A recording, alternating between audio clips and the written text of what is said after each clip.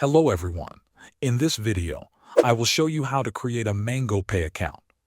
First, open your web browser. In the address bar, type the official Mangopay website address and press enter. Wait for the homepage to load fully. When the website opens, look at the top or main area of the page. You will see a button labeled Contact Sales. Click on this button to continue.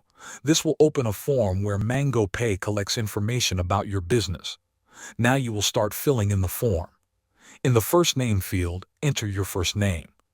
In the last name field, enter your last name. Next, enter your job title.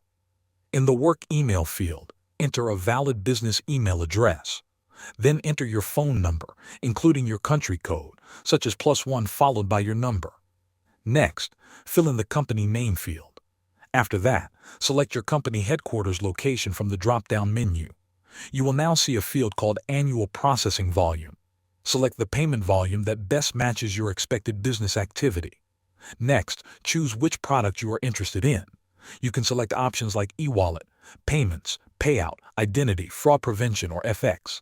Select all that apply to your needs. Then choose how you heard about Mangopay from the list.